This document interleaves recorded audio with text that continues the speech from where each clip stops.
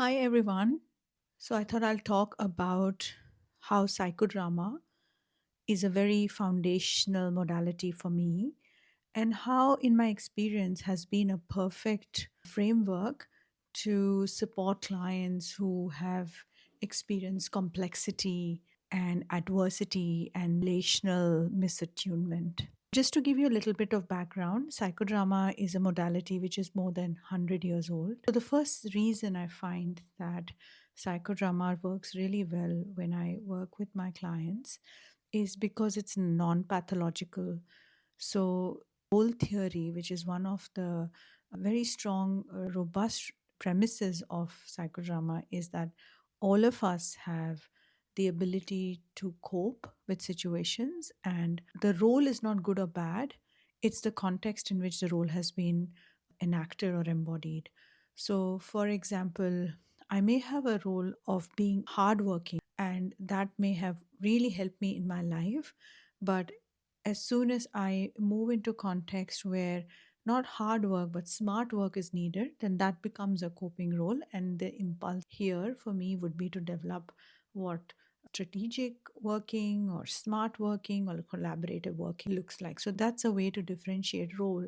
So, unlike other frameworks where certain roles or parts are good and other parts are not good, psychodrama doesn't really look at things in that way. In fact, one of the things we keep looking for is what's working and what is supportive, how has somebody adjusted through life. This brings a lot of emphasis on our creative adaptations and lived experiences. In practice, one of the things that is really important in psychodrama is experiencing. So often the prompt that's used is show me what you're feeling. And for example, let's say I go into a session and I'm feeling upset. So I may choose something to represent what that upset is, and then I may notice how big the upset is.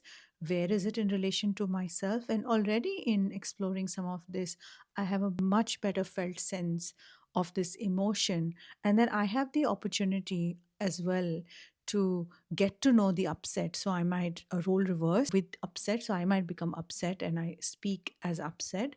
I might also express as upset to Jaya what is happening, and then for Jaya to listen to this aspect about myself. So there's a lot of opportunity to attune and to listen. And another practitioner in the space with you, let's say me, I can help play some of those roles.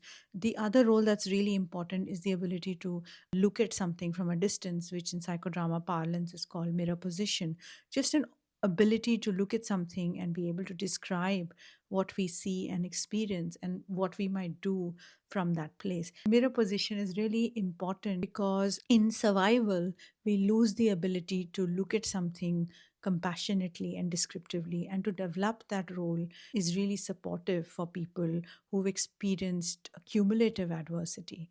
The other aspect that is really important in psychodrama that I think helps a lot with people with complex trauma is a lot of things have been unfinished, a lot of things have not been said, a lot of things have not been expressed, and a lot of things have not been verbalized. So, this opportunity to actually integrate some of those faculty is possible in how we set up. So, this could be something that I always wanted to say, let's say to my aunt, that I never got an opportunity to say, or I wanted to physically push against something that was happening for me and create distance, and that actually did not happen. So, let's say very traditional somatic processes where we may explore that kinetically through our body, but to integrate the body and the emotion is really possible in psychodrama.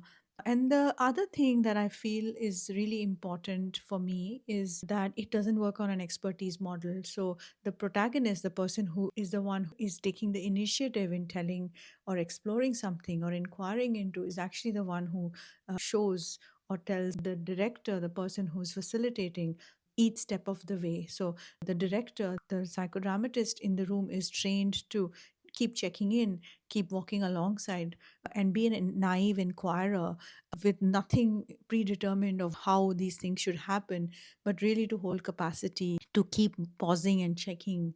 And I think this changes the way authority is held in relationships, especially therapeutic relationships, where often the therapist has a lot of power and has a lot of training and has comes up with a lot of expertise, and sometimes it repeats the power structures that the person has experienced already in the life that they have led. So this really makes it that the protagonist can say, oh, that's enough for me, or this is a good place for me to pause, or actually I don't want the scene set up in this way, or I don't want to be that close to it. So they have a lot of agency which they practice alongside, and the psychodramatist is trained to hold autonomy and to reinforce that and say, that's perfect, that's exactly how we need to do things.